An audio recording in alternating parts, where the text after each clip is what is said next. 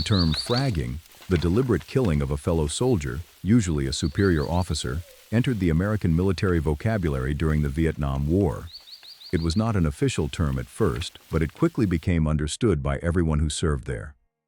Fragging describes something deeply unsettling. American soldiers killing their own leaders, not in the chaos of combat, but deliberately, often while those officers slept.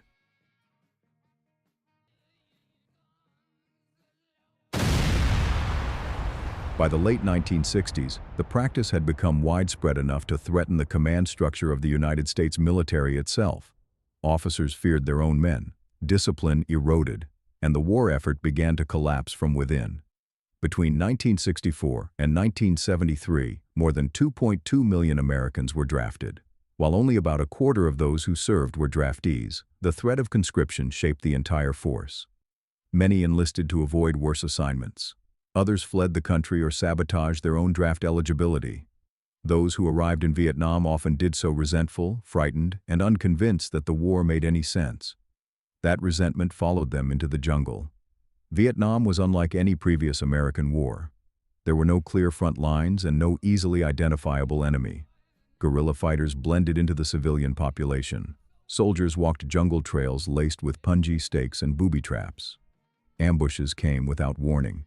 Casualties mounted with little visible progress. Compounding the problem was the one-year rotation policy. Soldiers counted down the days until they could leave. Officers rotated in and out. Units lacked cohesion. Survival became more important than victory. In this environment, fragging emerged as a brutal form of self-preservation. Between 1969 and 1972, the U.S. Army recorded nearly 900 suspected or confirmed fragging incidents. At least 99 deaths were officially acknowledged, but later estimates suggest the true number was far higher, possibly exceeding 1,000 killed, including hundreds of officers and non-commissioned officers. The weapon most often used was the fragmentation grenade. Grenades were common, deadly, and difficult to trace. They destroyed evidence and made identifying the attacker nearly impossible. Fragging was not random. Officers perceived as reckless, overly aggressive, or obsessed with body counts were targeted. Leaders who pushed their men into dangerous operations for promotions or medals were especially resented. Fragging became a warning system. Officers who pushed too hard risked death. Some were sent clear messages: a grenade placed on a bunk, the pin removed but not released, or a smoke grenade detonated beneath a bed. The meaning was unmistakable: back off, or you're next. As a result, discipline collapsed. Officers tolerated insubordination, ignored drug use, and relaxed enforcement of regulations. Many were afraid to confront their own troops. Drugs flooded American units. Marijuana, opium, and heroin became widespread.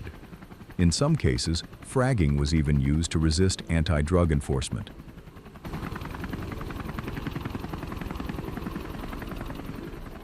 Leadership authority eroded to the point where some officers avoided sleeping in predictable locations, fearing attack from their own men.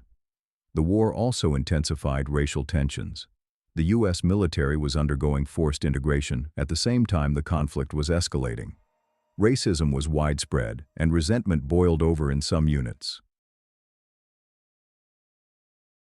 In March 1971, 2 white officers were killed when a grenade was thrown into their sleeping quarters at Bien Hoa. A black private, Billy Dean Smith, was charged. Prosecutors argued racial motivation. The defense claimed he had been framed because of his anti-war statements. Smith was acquitted, and the case became a symbol of how fragile military justice had become. One of the most infamous flashpoints came after the Battle of Hamburger Hill in May 1969. For 10 days, American forces assaulted a heavily fortified North Vietnamese position known as Hill 937. Casualties were severe. When the hill was finally taken, U.S. forces abandoned it days later. North Vietnamese troops returned. Many American soldiers viewed the battle as meaningless slaughter. An underground GI newspaper later placed a $10,000 bounty on the head of Lieutenant Colonel Weldon Honeycutt, who had led the assault. Multiple attempts were reportedly made on his life. This was no longer rumor. It was open rebellion. Individual cases of fragging illustrate how deeply the system had broken down. On August 17, 1970, Captain Scott Edward Schneider, 25 years old, was killed instantly when a grenade was thrown into his quarters. Private David K. Laughlin was charged. Laughlin was heavily addicted to drugs and had been demoted by Schneider. He pled guilty to unpremeditated murder and was sentenced to 25 years. He served just over 8. Other incidents ended differently. In February 1969, a grenade was thrown into a Marine officer's quarters at Pulauk. The intended target was not present. Instead, First Sergeant Warren E. First was killed just days before returning home. No one was ever convicted. At Quang Tri Combat Base later that year, a grenade attack killed First Lieutenant Robert R. Roweller. The guilty soldier was eventually caught after boasting about the killing, still wearing the grenade ring on his finger. Fragging was not confined to American forces. Australian troops in Vietnam experienced similar breakdowns. In November 1969, Lieutenant Robert Thomas Convery, aged 22, was killed when a grenade was placed in his tent at Nui Dat. The man convicted served just over 10 years. In December 1970, Australian Private Paul Raymond Faraday opened fire into a sergeant's mess after heavy drinking, killing 2 and wounding another. He served 8 years. By the late 1960s, leadership, discipline, and morale across the American force were in free fall.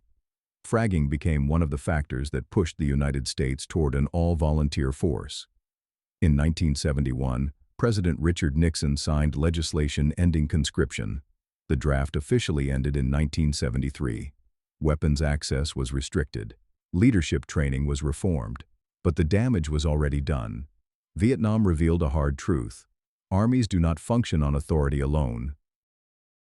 When soldiers stop believing in the mission, when leadership loses legitimacy, command collapses. Vietnam was a catastrophe layered upon catastrophe. Fragging was only one more shade of red in a war that tore itself apart from the inside. Thank you for joining us tonight. We really appreciate our subscribers and those of you watching our videos. Consider subscribing if you like this content.